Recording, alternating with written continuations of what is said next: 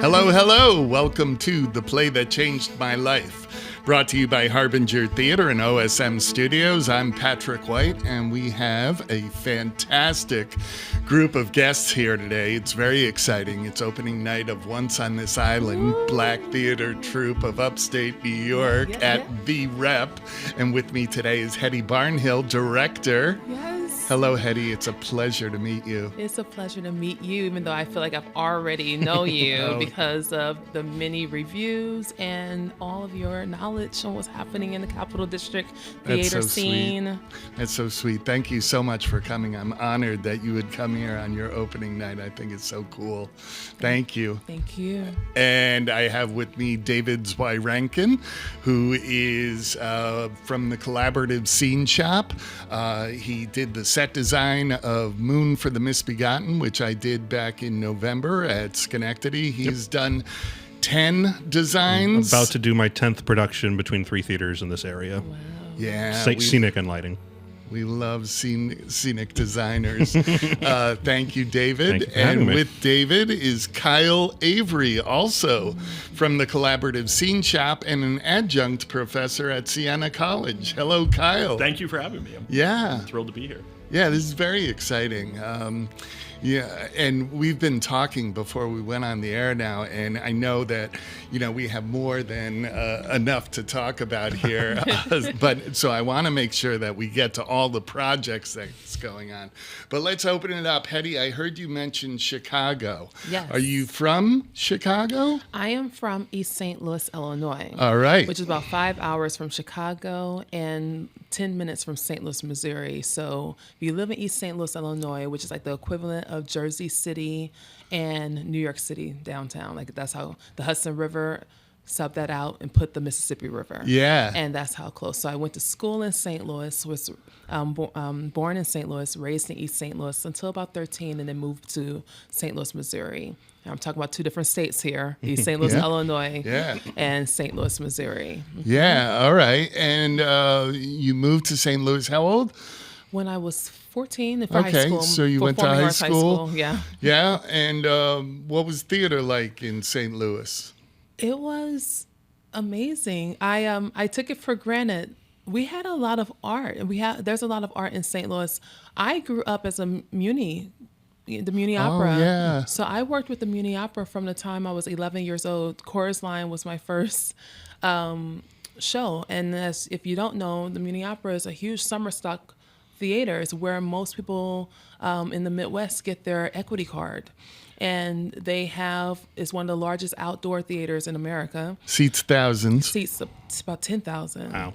And my mother and my grandmother always went there every summer. They had to sit all the way in the back. And when my mother wanted me to be in it, so I started auditioning. So they have always a professional company that people are auditioning from everywhere. They come, and then they have the local artists who are, adding to the ensemble, and then they have the kiddos. So Chorus Line, I was only in one part, and that's in the audition part of the scene, and then you get cut. But they have Muni kids too, so the opportunity to work with New York artists that was in professional musical theater at a young age was something I didn't realize how important it was, and I kind of grit my teeth there in the musical theater world and became equity when I was 18. I did like over 7 productions with the Muni Opera, and that was my musical theater connection, not my dance connection or my theater connection, but it was musical. That's fantastic. I mean, I heard you say that dance is your first language. Yes. So beyond the Muni, you were taking dance classes. Yes, beyond the Muni, I my mother put me in something to help me with my hyperness. A local in St. Louis, Missouri, the only, at the time, it was probably 2, but this was the all Black-owned, woman-owned ballet school called Pelagie Green Wren. She was the first person of color that was hired at the Muni for ensemble. She was a very light, beautiful dancer, and she was my first teacher. Across the river, I was learning African dance at Catherine Dunham's workshop, which was another amazing thing to think about, because if you know Catherine Dunham, she was the founder of Dunham Technique. She was the first, she had the first company, all-black company that was a touring dance company. She choreographed at the Metropolitan Opera. When she couldn't watch it, she had to go through the back and choreograph it, and then wasn't allowed to sit in there. She was, she's featured in the movie Stormy Weather. She was an anthropologist. She spent most of her life going to Haiti, coming back and connecting her ballet technique understanding with her cultural understanding of Haiti, and made the Dunham technique from that, which is still to this day studied at many colleges in their modern dance programs. Wow. That was my teacher. She taught me with her fingertips. She was in a wheelchair by the time I was her student. Wow. She put her dance school and her museum in East St. Louis, Illinois, which was about 4 hours from where she grew up, Joliet, Illinois, which is right outside of Chicago. Yeah. And you're how old when you're studying with Catherine Dunham? I was like, no, that's how you're going to ask me? Whoa, okay. I'll give you the digits. That's where you're going to. No, I am proud. I'm not one of those women who are nervous. I am 40 years old, but I that started wasn't dancing. The question. I know. No, I was just thinking you had that is such an amazing story that you gave, and such reverence towards this woman and her history, that as a child, did you know that? Did you appreciate that? As a child, I knew that when I went to one of my dance schools in St. Louis, I was taught to have poise and learn very ballet, Eurocentric from people who looked like me. And it wasn't a lot of interest in hip hop or any modern grounding techniques. And I knew when I got to Catherine Dunham, I was with a lot of individuals that felt very free in their bodies. And I was seeing a group of musicians who had djembes and drums in the corner. And what I normalized was that both had importance, right? The ideal of ballet, which I knew that my teacher wanted me as a little brown girl, when ballet wasn't for us, to embrace that and take it very serious, right? I knew how much it took for her to get there. I also realized that there was a understanding of African dance and cultural dance that made me feel seen and heard. Not to mention her company was with Alvin Ailey. Her company would come down. Her company was one of the reasons why I got introduced to Once on This Island. Keith Tyrone Williams was in the Broadway show and will come down on the summers and work with us at Catherine Dunham. That's great. And this is all before you graduate high school. This is... Oh my goodness, I was 11. Yeah. 11, 12, 13. So this was my childhood. My childhood was filled incredibly with art. Rich. Yeah. Yeah, and your parents very supportive, and all the time you have art all around you. Yes. In school, did you have good art in the school, or was it this all extracurricular? I went to a math and science academy. Oh. And they called me the artist. That's nice. There are worse nicknames. I was also the queer one, and it was like, she's an artist. And this was a grade and junior high school experience. Everything else, though, my life consisted of going to school in East St. Louis, Illinois, and then right after, I had 4 or 5 hours that involved dance or acting or singing in those, either at the Muni Opera or Coca or Catherine Dunham or Pelagi. When I got into high school, it's my performing arts high school, and I said it saved my life. I would have probably dropped out. Art allowed me to have space for the other things. It made my math better. It made my science better. It was something about being able to dive into artistic endeavors in those same 8 hours that I had to also spend time doing physics or geometry. I had room for that space, room for those subjects, because I was able to also get that energy out and get my artistic self seen during high school. Yeah. And did I hear that you went to a performing arts high school? Yes. Yeah. So from math and science, yeah. I went to Central Visual Performing Arts High School, the only performing arts high school in St. Louis. And it was kind of this utopia because we were a city school. If you're from St. Louis, you'll go city or county, right? And I was a city kid. But the way you had to audition to get into performing arts high school. And so what we had was county kids, suburbs, everyone came together. So I had a lot of friends who were doing radio. I had a lot of friends who were tech, right? Our school looked like it was, every table had different sects of individuals and groups that were in art. There was fashion, there was the journalists, right? There was the dancers. You know, it was like Fame. Oh, neat. It was like Fame, and we had a huge Bosnian population, Ethiopian, in St. Louis. It was interesting, and we had in white and black. It was I didn't realize how segregated St. Louis, Missouri was until after I grew up, because I was in this kind of utopia with all of us together, and it was life-changing. That's great. That's great. David, where did you grow up? I was born in the Bronx and grew up in the Hudson Valley, kind of Poughkeepsie area. Went to Arlington High School, which had a very good arts program. It's like 3,000 plus kids for a 9 through 12, but it had every type of band you could imagine. I grew up as a piano and a trumpet player, so I could, by the end of my senior year, out of an 8-period day, between having lessons in the middle of school where you might skip math to go do your band lessons, I could have 6 or 7 of those 8 periods be nothing but music, which was nice. And then on the extracurricular side, we had multiple jazz bands, marching band, theater, improv groups. I mean, you name it. It was a really, really good arts program there in general. So you were a musician in high school? I was a musician in high school, played trumpet and occasionally the piano if I was doing something like jazz band.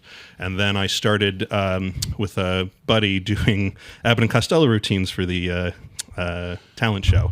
And from that became auditioning for the high school musicals. Nice. Yeah. Nice.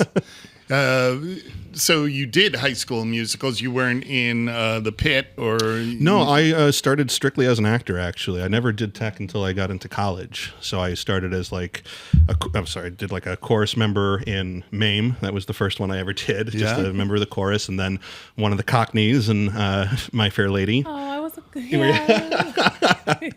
Nice. And then I got to be the Music Man in The Music Man. I got to be Harold Hill my junior year, which was very exciting. As a junior? As a junior, yeah. That was pretty fun to do. And then our last year we did Crazy for You, the Gershwin musical, and I was Bella Zangler, the sort of Ziegfeld takeoff. Yes, the character role. Yes. Yeah, great. And did you was the school have a pit orchestra? Yeah. We had. I mean, orchestra? the music there in general is pretty well ranked among the state in general. Yeah. I mean, we always send kids to the NYSSMA festival, and we're typically in the first, top ranking in the marching band and jazz band and all that type of stuff. So yeah, we always had our own kids doing the pit, directed by typically either the choir or the orchestra teacher. Yeah, I just heard something yesterday which I had never considered, that High School Musical Theater Awards, they no longer have the Outstanding Orchestra Award because there are only like 3 or 4 in the area that have a student orchestra. And I was like, that doesn't sound right. Yeah. Because I had been going to Albany High, Shenandoah, Bethlehem, all who have very large student orchestras. I didn't realize it was a problem. Are the other schools hiring out, or are they using click tracks? Combination of both. Probably mostly tracks, but I didn't realize it was so dire. But sorry to hear that. Yeah. Kyle, where did you grow up? That's a complicated question. I was a military baby, so I was actually born in Wiesbaden, Germany, because my dad was stationed in Italy. And then my dad's commanding officer said you should put your pregnant wife on the plane and go to the base in Italy to have your son because, documentation and going back to the States when this is all over, you want to make sure that your child is born on an air base under the flag at a real military hospital. So we were actually living in Italy at the time, Brindisi, and then I was born in Wiesbaden, and then my dad was stationed in England. This is all before I was 1 year old. And then eventually we ended up back in the States, but we moved all over. Yep. Yeah. We moved and high school, did you get involved in theater or you're a fine artist? Yeah. My background is in fine arts, and then I guess the theater came later. I'm still somewhat new to theater. But I had a lot of friends who were in theater. One of my best friends was an actor in high school, and him and I were very close, and I used to help him rehearse lines and go to his plays and things like that. But I went to Scotia locally, so I'm a Schenectady guy, and yeah. Very good. Yeah. Yeah. Now, transitioning, going to college, did you go to Chicago or? Yeah, I went to Columbia in Chicago. Okay. And I was a dance major. But though I was a dance major, which was incredible, I had an incredible college experience. I was a scholarship and I was a dorm kid. So I couldn't make too many mistakes because I've been kicked out the dorm and I wasn't paying for the dorm. So very much into doing what I needed. But Columbia is in downtown Chicago. So there's not really a campus per se. Columbia has buildings that's all throughout, like the South Loop, and this is city proper. So I would leave out of one building and you're on the streets of Chicago. We had our own kitchens inside, we had these little loft dorms. And so I was able to discover places, which I probably wouldn't have had so much if I was in a kind of traditional campus. So even though I was a dance major, I was taking singing lessons at Sherwood Music Academy. And then I was part of the urban outreach company for Second City. So it was a company of us improv actors who would go around and do local performances at different schools in Chicago. You had your equity card. I had my equity card, and I didn't use it at all for I didn't use it at all for how many years? Isn't that the way? 4 years. I will only use it in the summers for Muni. Yeah. Mm-hmm. Great. How'd you come to the area? Well, Capital Region or New York? Capital Region. So after I had a Broadway career, and I was in the city, and I met this guy. I met this guy who I fell in love with. We had mutual interests, and he was from Hudson Valley, New Paltz. Okay. I lived in Gardner for a little bit, just down the street there. Oh, I love New Paltz. I love New Paltz too. Yeah. And he would end up bringing me upstate on my dark days of Spider-Man. Was it whatever show? No, it was at Fela at the time. But it was on my Mondays. We would go to this magical little place where I would see shooting stars. I was very much a person that thought New York City was New York. And how dare I didn't know it was a state and it had all these other things there. So he was the beginning of, and it was important I tell you this, he was the beginning of me understanding that there was a life outside of New York City. Yeah. And seeing a future that still was East Coast, but it didn't have to be directly in the city. And we moved. We ended up moving to New Paltz, and I will travel every day to do my Broadway show and come back from New Paltz. Okay. Yeah, Look. This podcast is to get more theater in my life. No, sorry. I'm glad you found New Paltz. No, but what was your Broadway debut? Come on, you can't just slip it in Well, let me go back in my Broadway and say life. I did a lot of I taught at SUNY New Paltz. I did I taught with the musical theater. That's very group. interesting. Yes. But what shows can you get him tickets? Yeah. What You were in Spider-Man. Well, yes, my debut though was Fela. I was the original. Oh, I love Fela. I was the original. Fela played Proctor's. Yeah, when? Oh, yeah, like 7 years ago. Okay. They always come up with this poll on Facebook, what was your favorite Proctor's show? And I'm like, Fela. Yeah, so great. I was that original. I was on Broadway for what, close to 3 years, two something years. And then they did the tour. Then we came back. We was in Nigeria. First show. Second show was a very quick show that I still love to death. But it connected me to a lot of incredible people, which was Leap of Faith. So yes. Leap of Faith is how I met Keisha Lewis Evans, right? Who was in Once on This Island, who did something really amazing for the cast. I'm going to tell you about this. Yesterday, I have a video that she sent. Beautiful. After she won the Grammy for Hell's Kitchen. She sent us a video. Very sweet. And that's how I met Leslie Odom before Hamilton. We were really good friends, That's how, a lot of my relationships kind of flourished from those moments. Alan Menken, me and him got to talk and still have his number to this day, you know what I mean? That was all Leap of Faith. I got married on my day off. We closed the week after that. Leap of Faith was a very quick. It was like we were on Broadway for 3 weeks. We got the Tony nominations. When we were at the Tonys, we didn't have a Broadway show to come back to. It was one of those situations. We were already out of money doing previews, so we didn't have money to market the way we should have. So people saw us in Tonys and was like, "What is this show? Yeah. We want to get tickets." And we're like, "We're already closed." It was a sad moment. And then it was Spider-Man. And Spider-Man Way to bounce back.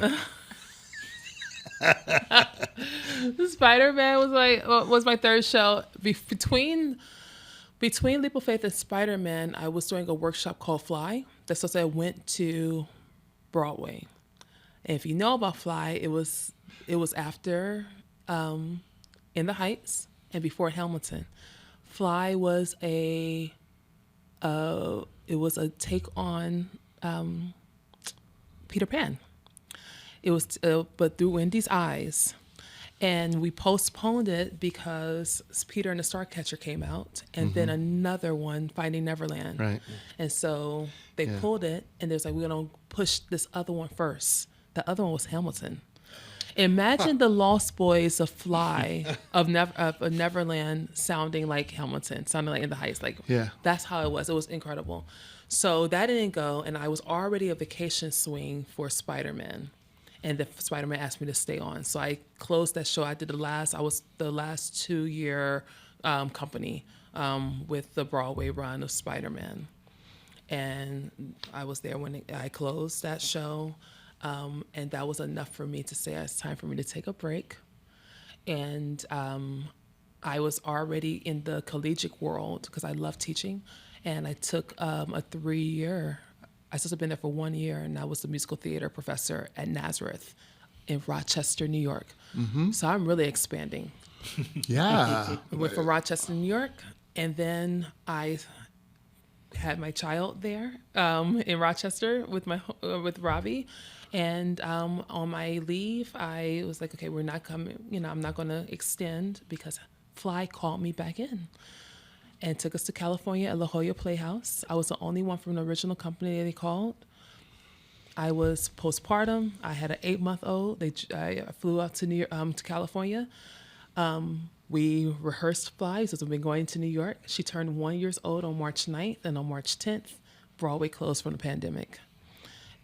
And Fly was no longer. Oh. And Robbie said, okay, we're going back to New York City. They kept us there in California for months, hoping that the quarantine will be lifted. It didn't. And so we started driving back to New York, and I said, I'm not moving back into the city. I don't want to be in Rochester because I feel like I'm in Canada. I need to be closer to New York, and I need art, and I need Black people, and I need a city proper. And he said, what about Albany? And I said, I don't know anything about Albany. And we drove here, and I moved here in 2020, and it was the best decision I ever made. Yay! Yeah. I'm so happy to hear that. Yeah, it was my grown-up move. I love that. And start teaching at Skidmore, and then Union. Skidmore and then Union. Yeah. And you met Remy. I met Remy. Great. I met Remy through Eunice at Skidmore, who was Eunice is the I know Eunice. and Ferreira, Dr. Eunice. And I met Remy, this amazing, spirited human being who practiced what he preaches when it came down to making art and giving opportunity and space for Black and brown people. You guys know Remy, right? Yeah. Oh, of course. I'm sorry. Yes. The shop offers support to BTTNY through props and scenery and whatnot. So we're constantly in conversation with Remy and seeing how we can offer some of our props and whatnot and bring them down to the rep. And Remy's been on the podcast, and my first date with my partner was 23 years ago in February next week. Mazel. And it was our great friend was playing Peter Pan at Hubbard Hall up in Cambridge, and Remy was a pirate, and they didn't fly her. Remy carried her. Yeah, he did a bunch of shows up at Hubbard Hall in Cambridge with Kevin McGuire. He talks about Hubbard Hall often. Yeah, and I was there when Soul Rebel was reading plays, the piano lesson at Albany Library, and that became Black Theater Troupe of Upstate New York. A musical for Black Theater Troupe. Yes. Where did that come from? And did that come from you when you met with Remy? Did you talk about what do you want to do and is this possible? And So it was interesting because we were just closing Skeleton Crew, because that was the first thing I directed at Black Theater Troupe was Skeleton Crew, and we were striking. And I said, if you ever did a musical for me, I would love to do Once on This Island. And he stopped. He said, that's my favorite musical. But in the future, that was what, 2 years ago? Not even. And so it was kind of this, I guess, a seed that was planted. And I think Remy saw the growth of people interested. And then he knew that I did both directing and choreography. And we said, okay, we jumped right into this. It was very, very, it was a high moment for us, and we took on a lot, but it was, I wanted Once on This Island because I said, if there's any opportunity to do a really big musical and not have to really take away or say no to actors who are coming for the first time to audition, it would be this, because the whole idea is about storytelling. So we have so many ways to divvy these parts up. And there's something about the found material aspect of Once on This Island that the set design, in my mind, I said, okay, we wouldn't, because I know what we were looking at with funds. I know, the financial support or the lack of the financial support that, Black theater troupes sometimes have to still make incredible art, in spite of. So I said the set design could be in this world of an ideal of found materials if we don't have the support. But we end up getting Nora, It was amazing. who was amazing, who I worked with when She Kills Monsters, and everything just kind of fell in place. But it was a tall, what's that called? A tall order? It was a tall order that every single day and choice, that order started getting chopped down a little bit more. Well, I love, and I think it's something in the Capital Region now that, there's something that your reach, you should choose something just outside of your grasp, and that, you grow to fulfill this, and there are risks being taken, and and the community and each individual company is growing through these tall orders, these asks that you're choosing something like, I don't quite know how this is going to work, but we're going to try it. But you said it, risk is in the risk that gives us some space for something that to be different and to change and to make us feel like we're on the edge of our seats and make us feel like we are fully in action. Yeah. Yeah, so you have a 23-member cast. Yeah, I think 24. Okay. Yep. All right. And I'll stand corrected. yeah. And, doing a full musical on the Rep stage on North Pearl Street, opening tonight. Opening tonight. Oh, my gosh. Opening I'm going tonight. to see you. It is incredible. We got on that stage. We got to get on that stage a little early. We were with, the amazing Sherlock Carroll, also designed by Nora. Right, also designed by Nora. We got to kind of like sneak in there and just, because we've been practicing on Quell Street. Yeah. So, but when we finally got into real, tech proper, I was like, okay, we have a lot to do in a little time. That was 10 days ago. So, but we did it. I'm so excited. I'm excited for you to be there. It is, these artists are Albany, they're veterans, they're newbies. We're all together making this art. But what has been accomplished, I believe that it's something that still feels raw enough for us to get a human connection through these artists and this story.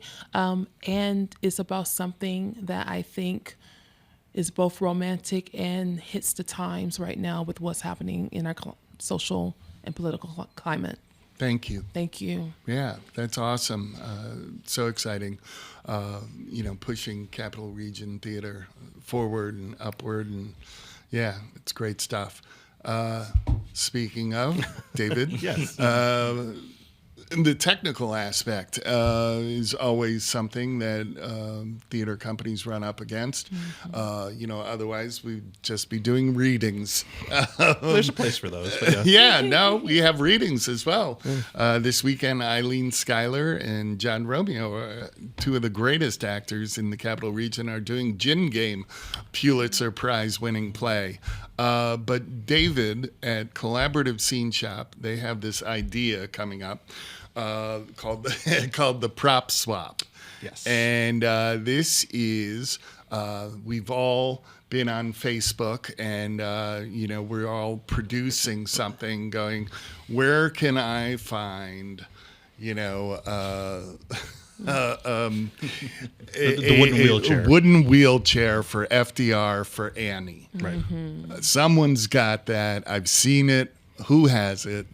And Collaborative Scene Shop probably has it. They have a wicker wheelchair, which is very nice for Madame Armfelt in Little Night Music.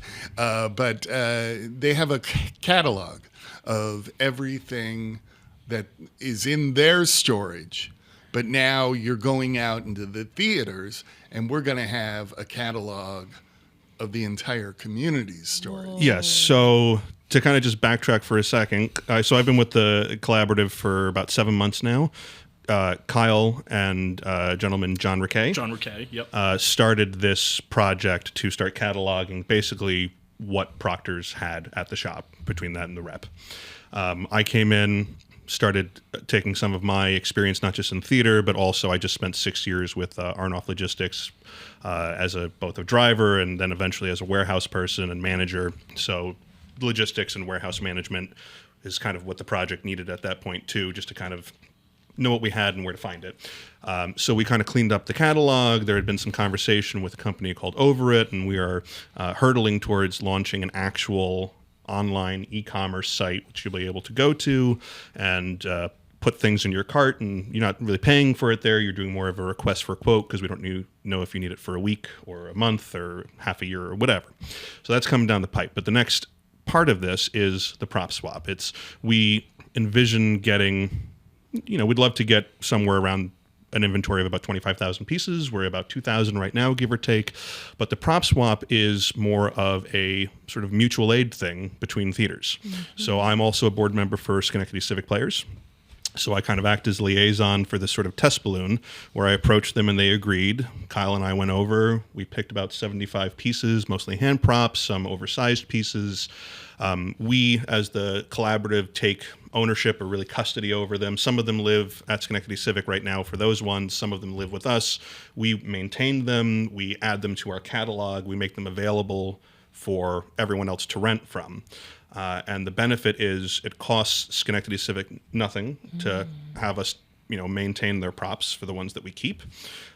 If we rent something for however many days, weeks, whatever, and say we end up charging $100, then Schenectady Civic gets a $50 credit. They get 50% of the revenue that we charge to use as a credit to rent for their own productions. They don't get charged to rent their own props. Maybe if we have to deliver it, because our labor does cost money, but aside from that, basically the concept is between our shop in Rotterdam and that theater that I do a lot of design for in Schenectady, I can name 500-year-old Victrolas. Wow. I don't think we need 500-year-old Victrolas within a 10-minute drive. We used when I designed the set for Play It Again Sam at Schenectady Civic. I used it, and I was kind of thinking, well, this thing's heavy. It's hard to maintain, and we have 3 of them. We don't need 3 of them. We'll use 1 of them about every decade, maybe once every 5 years if you're lucky. Well, how many other theaters have the same Victorian couch? How many other theaters have multiple radiators or Victrolas or whatever it is? So the idea is we might be able to help you open up space in your theater itself by having us take over the prop custody, specifically by shipping it to Rotterdam. We might be able to help you just organize your prop room. I mean, the vast majority, correct me if I'm wrong, of theater in this area is volunteer-based. Yeah. Right? Yeah. And we get tired. Yeah. Right? And I also found, and I'm sure most people who volunteer at other theaters will agree with me, that we end up with what I call the firehouse orphanage, where I will go walk to Schenectady Civic one day and I will see someone has left a lamp on the stoop. It's yours now. You'll use it, right? Sure. Okay, yeah, well, we also have 24 of them already. And so we're running out of space and it's hard to catalog. So we'd love to start getting more theaters involved and offering them space, making producing theater easier is our mission statement at the collaborative. That's a great example about the Victrola as well. It's like, we have one for the community. We don't need 3. Let's get rid of 2 and, bring something else in that we need. Well, it might even allow a theater. Like we have a very good one at Schenectady Civic that, for those who know Brian Starnes, who's an awesome sound designer in the area, he and I got it functioning. We actually got this 100-plus-year-old Victrola working again. That's awesome, but no one's ever going to use it like it's supposed to be. They're going to be on a computer through QuickTime and playing a sound. It's never going to be organic sound from the thing. Right. So maybe you find a dealer and you get your $800 for your next production, and you can buy and you can rent the hollow one for $25 a week from the collaborative. Genius. Right? So let's, again, try to make producing theater easier, clean out your space, and have each other know what we all have. Yeah. Yeah, great idea. And you said that you haven't been able to find other organizations like this, or? Yeah, I started doing some research when I was brought on to help with this project. And outside of Manhattan or in New York City in general, I haven't really found anyone who, maybe there were pre-COVID, but none that seemed to have survived. Yeah. So we also want to expand this as this grows. When the inventory grows, we'd love to be able to, SUNY Plattsburgh needs something, let's send someone up for the day if they can afford the delivery, or if they have someone passing by, then they don't have to pay for a delivery or a pickup. But we have 25 on our way to 30 different clients who rent from us right now. Schenectady Civic is the first one to join the actual prop swap. We have a potential second one, which I'm not going to say because they haven't officially joined up yet, but I've got other people in mind that, why not just help each other? Yeah. Well, I want to thank you because many of our set pieces are coming from the warehouse. Yes. Yeah. We always love to support BTTNY through this type of stuff. And that's half the fun, is kind of acting as, an associate designer almost with Nora when she sends us these, hey, we need this, or hey, do you have these barcodes or something similar to it? And it's just, fantastic. It's fun. Yeah, it's another way to make the Capital Region distinctive as far as known for its theater, and I constantly harp on, just as much as it's a seat of government, we have great medical care, we have great colleges, the theater in this community, the interest is thriving. Yeah, and it continue to grow, and with projects like this, it's also like a huge time save for, especially as a local designer who does this voluntarily. Like you and I did Moon for the Misbegotten, and I had those beautiful large rocks that we were able to use, and these trees, and I didn't have to do paper mache and chicken wire, and I didn't have to wait for them to. You guys basically had most of your stuff the first week of rehearsal because I was able to just deliver it with Kyle and put it in place. And they were from Midsummer, right?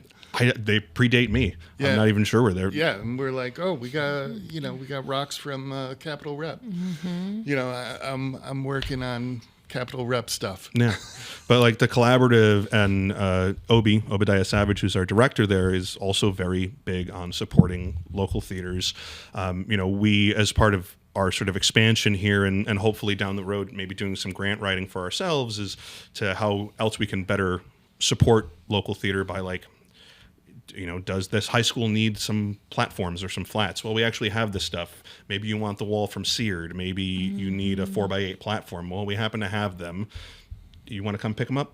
Free for you. No problem. Great. You know, Kyle, working on this. What does Yep. it do for you? It's the best thing I've ever done professionally. It's the pinnacle of like my success as like an artist and educator. I think like I'm very behind the scenes. You know, I think I'm just someone who you know, I go home, I make my artwork, I'm sort of reading books and watching movies. I'm very big into all different types of art. But when I started at the Scene Shop before the cameras were rolling, we were talking about December of 2022 and moving into the new warehouse space in Rotterdam. It was John Riquet and I shout out John because he was my partner in this project. And John came from a literary background. I think he was an economics major, getting a master's in library science. So he knew sort of how to, like, you know, archive things and put things in order. And I had done that for, are you familiar with Harold Lohner from Sage? He was a printmaker. No. Oh, I thought you guys might know each other. I meant to ask you that before, but I had done some archiving and cataloging for Harold Lohner, who was a professor emeritus at Sage in Albany and who since retired to Arizona. And Obi brought John and I on at the shop, and we, you know, everybody was like a carpenter or welder or fabricator, and it's like, I'm like a fine arts guy. I'm like, where do I fit in? How are my skills going to work here? And you know, John and I were paired on this thing, and it was like, you know, one light and a piece of canvas, and we're like taking pictures of chairs, and this project makes no sense at all. Like, we're like, our coworkers don't get it. I think the administration doesn't get it. Two guys in the corner photographing furniture. Yeah, like two guys, you know, measuring, like, you know, we're like measuring furniture. We're like taking pictures of things. We're like, you know, putting, changing file names so that there are like root structures in the correct order, so we know where to find things digitally faster. And, you know, I remember Obi, our boss, like handing us a flashlight and saying, go down to building 8, find this stuff, it's for the next show at the Rep. And we get down there and it looks like a bonfire. It was like tables and chairs in this like amalgamation, like piled up, like someone just took stuff and like threw it in there. And we thought, well, you know, it just took us like 5 hours to find 4 chairs and the table that they want. There's got to be a better way to do this, obviously. And then, you know, John and I started thinking, I was like, well, I'm a photographer. I can take pictures of things and I'll do the measurements and you do the data entry. And how can we make this happen? And it took about 18 months. It was a 1.5-year process before we shared the catalog with anyone.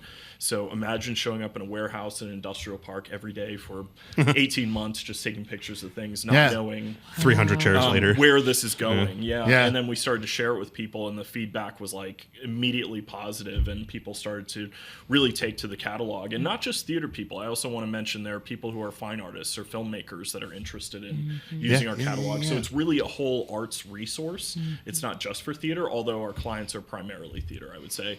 But I think it's the best thing I've ever done because, and especially like, I tell Dave this story all the time, that I was like kind of depressed last February when I was like going through a breakup, and then John, my partner in this project, was like, hey, I got this really great state job and I'm out of here.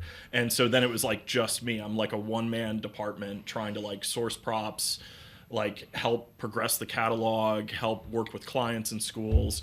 And there just wasn't enough resources to progress the project. And that's where Dave came in. And Dave's been so instrumental at progressing things and sort of helping with data cleanup. And obviously you're great with the clients and schools and things like that too. So now it's Dave and I really tackling the project together. And like I said, it's the best thing I've done professionally. I love teaching.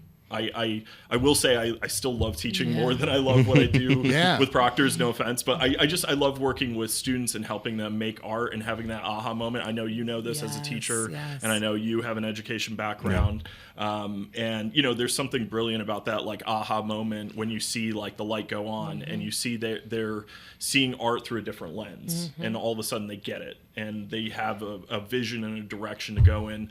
But this catalog, what I think is absolutely incredible about this, and I don't know if you've thought about this, so please chime in, but I think as whatever Dave and I end up doing, if Proctor's continues to support the work we're doing through Collaborative Scene Shop, which I don't know why they wouldn't, but if they continue to keep this going, this will be a massive resource to help the arts community moving forward forever.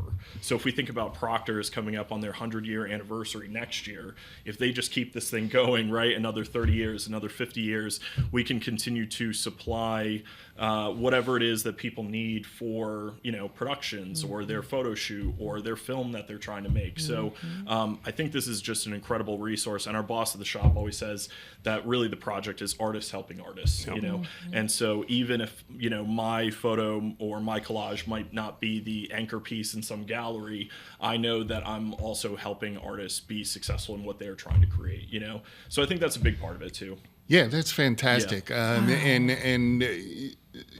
that you were able to have this time to create this thing. I think is kudos. And thank you to Proctor's for Proctor's. For keeping this going, because I'm sure it probably didn't make a lot of sense for a long time. Coming over and looking at a spreadsheet of just chairs and what is this thing? And then we're really only just starting to truly market it. I mean, it has grown significantly just through word of mouth.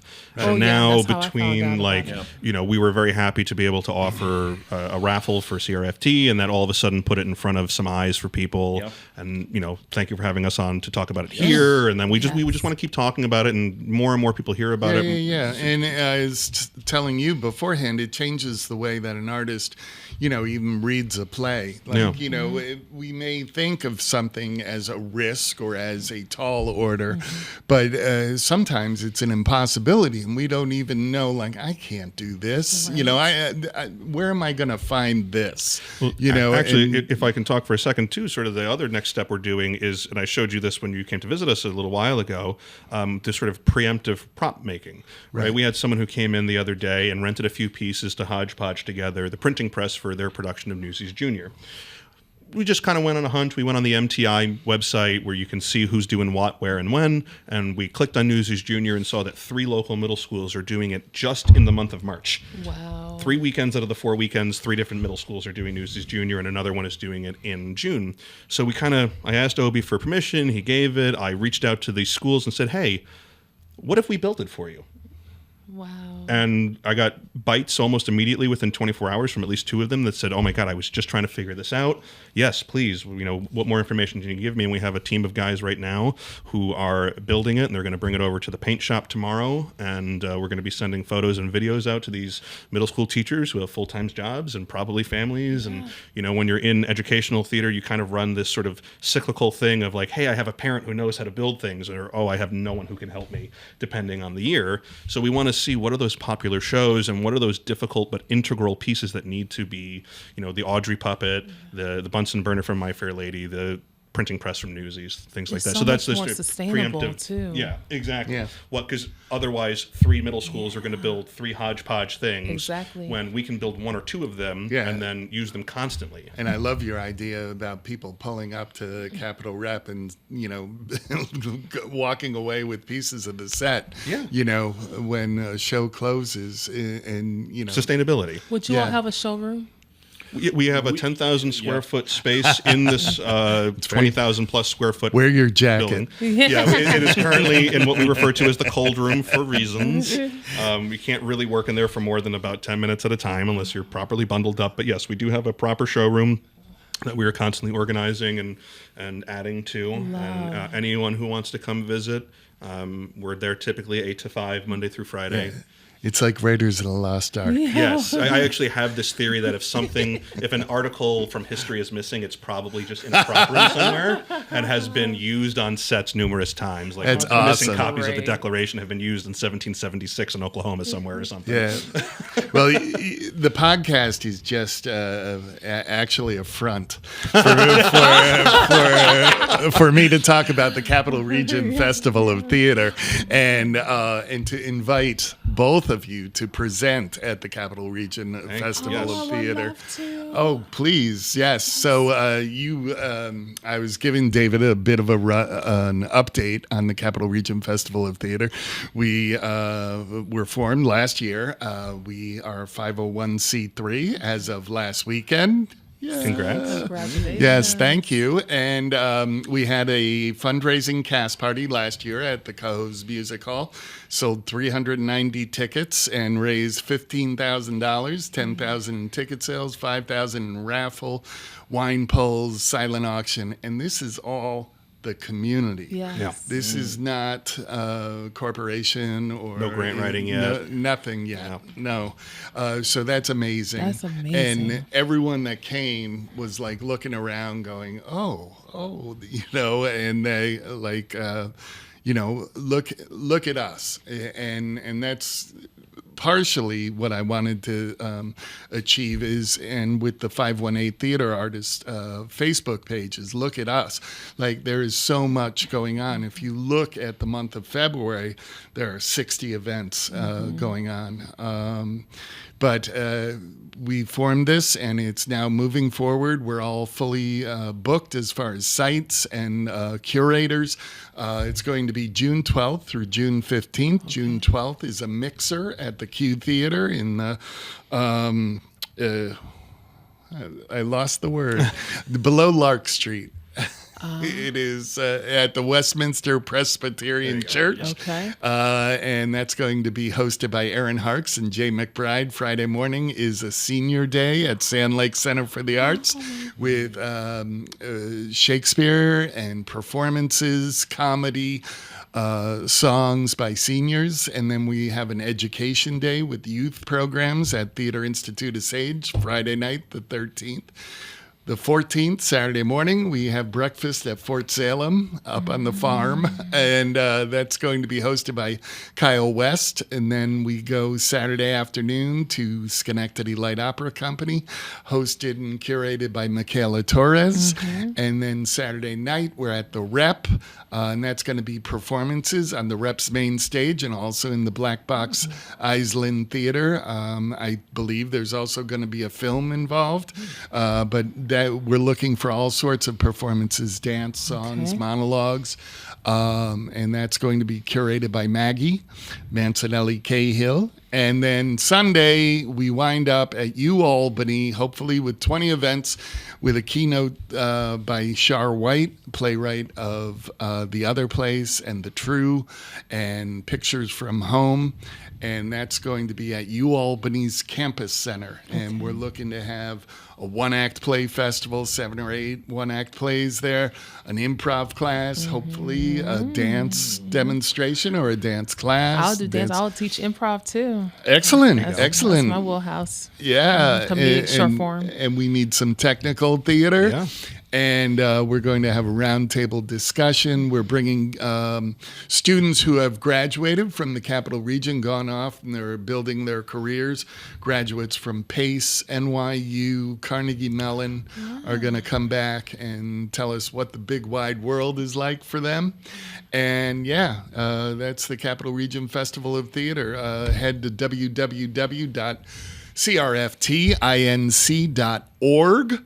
and sign up to volunteer, donate money, buy a T-shirt. And so now we are at that point in the podcast. What is the play that changed your life? I mentioned it a little bit already, but the play that changed my life was Fela on Broadway. It changed my life because it was my Broadway debut. It changed my life because the director was Bill T. Jones, and before he directed that, I wanted to be in his dance company. He represented, at that time, the only other of color Broadway show was Lion King. And so sometimes when I was coming out of the stage door, people were like, "Oh, you're Lion King." I'm like, "No, we're Fela." But it also changed my life because it showed me that it was very innovative and also needed and popular to talk about these real life situations that dealt with social justice, but in the most beautiful, extravagant form. And Fela was that. The whole theater was transformed to the Nigeria. Now I'm losing the word I was saying. L starts with L, where it was taking place, where the club that Fela and his wives, I played one of his wives, was. Oh my goodness, I can't. It's off the tip of my tongue. It's a place? Yes. Lagos? Lagos, yes. Yeah. Oh my God, that was impressive. That was impressive. Yes, give me 5. Yes. I took a risk. Lagos, yes. Awesome. But that changed my life. Awesome. It got me involved fully and connected. That was how I knew I wanted to not just have entertainment, but entertainment that changed lives. Yeah, extraordinary show. And to have a political figure that is a rock star. Yes. That shapes and forms movements and, just something like... based off of the life of Fela Kuti, and we had the Antibalas band on stage with us every single night. So we didn't have an orchestra pit. It was this full Afrobeat band that was based in Brooklyn that was on stage with us every night. And a party in the audience. Just, I'm so phenomenal. glad you saw that. Yeah, me too. Me too. David. So maybe a little bit out of left field, but Titanic the musical. Excellent. It was the first show I saw on Broadway as a kid back in 1997, so I wasn't even 10 years old yet. And it is just it's a wild piece because it's not just sort of polyphonic writing like Les Mis would be where they're singing over each other, but for that production it was polyphonic scenic design. So if you didn't get to see it, it was because of the way that the songs are, you have the crew first, second, and third class are singing over each other for certain songs, so you have to have a set design where you could also see the crew in the cabin and then first, second, and third class all at the same time in their respected areas potentially. So there was a 3-tiered set. This is actually a show I just learned that almost didn't happen because of the financials. It was something crazy, like over $10 million back in the late 90s. Wow. And so it was a 3-tiered set, and the first act ends with them hitting the iceberg. And then you come back to the second act, and the actors are kind of like, the characters are waking up and realizing there's something wrong. As they're progressing through the second act and the ship is sinking, the entire set starts to pitch. Originally to like a 30-degree angle. I learned they brought in a movement specialist to teach the actors how to stand up and stand at but they actually had to change it, so it actually ends up pitching to only to like 10 or 15 degrees, but you are watching the whole set start to move at an angle. And there's a moment where Mr. Andrews, who is the designer of the ship, he's kind of having this moment where he knows he's going to go down with the ship and that so many people are going to die because of, he's blaming himself at this point. So he's has the blueprints in front of him and he's saying, well, if I just did this and I just did this. And on the last note, he starts going off the stage, and coming behind him is the grand piano and the armoire, and all the furniture is just sliding off stage with him at the same time. It's just a beautiful, beautiful piece of theater, I think. I just saw a recent revival. I don't know if it was on the West End or not, but I just got the DVD of it where they did it more of like a black box unit set, which I thought was really interesting. But I don't know, I love the musical. I love, even now, being very passionate about like present day labor politics. The Titanic has a lot of that type of stuff around it. So it's just, I don't know, I think it's a great piece of theater. That's great. I didn't see that coming. I said it was out of left field. Yeah. And they still use like, Titanic. they were like old school painted drops still on Broadway back in like the late 90s. And I feel like we just don't see painted drops anymore. I feel like it's like a lost medium almost. Yeah. It's all unit sets that kind of like puzzle piece into each other and revolving stages and projections. And have you heard of the site-specific Titanic? I think it was down in Georgia. Do you know Jeffrey Hawking? I don't. He's the mayor. He's box office at Schenectady Light Opera Company. Huge Titanic fan. Yeah. And there was a production down in Georgia that did it on a lake. Oh, yeah. I think I actually have heard of this. Yeah. I grew And up he a total flew down. Titanic nerd before the play was even a thing. And it won like 12 Tonys, I think. It was very popular at the time. It kind of rode the coattails of the movie at the same time. So people were just going to see it, I think, not realizing that it wasn't going to be Jack and Rose. I think it still has a pretty good reputation. Have you ever seen it? I have not. I remember the marketing. Because 97, I wasn't in 97. Yeah. I think I saw a Family Players production out at Towasentha Park, but There had to be a revival after that. Oh, there definitely has been. There's been one very recent one. If you go, a plug for someone who's not paying us to plug them, but Broadway HD. Yeah. They, but should. Yes. I'm on Broadway HD. Yeah, that's actually how I subscribed to them because the algorithm got me. Yeah. And it sent it to me first. And it was like, well, I guess we're paying $20 a month so I can see this. And then we found out that it was on DVD, so we canceled the subscription but and got the DVD. Very good. Yeah, it was my Spark show that got me into theater. That's why it changed my life. That's awesome.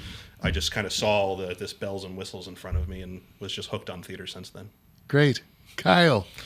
My earliest memory with theater would be seeing The Lion King on Broadway, and I saw it with my family. We were on like a family vacation, which was funny because we're like from here, so it's like, God, what were we thinking that year? We decided to do family vacation in New York City, But we went to go see The Lion King, and it was really interesting. And I just, I remember, I was interested in art from a young age, and I just, before the play had started, I remember thinking, well, how are they going to do certain things, right? Like, I don't understand how they're going to do this. So I was really excited to see like the craft of like how they were going to use the props or how the people are going to act as the animals, right? Because there's like an anthropomorphic like element to the way that the musical's done. And so I guess that was my earliest memory. And it was weird too, thinking back on it, because when I saw it, it was August of 2001. Oh, wow. Wow. And I have a picture of the towers from my mom's minivan like 4 weeks before. Yeah, I mean, it was like uncanny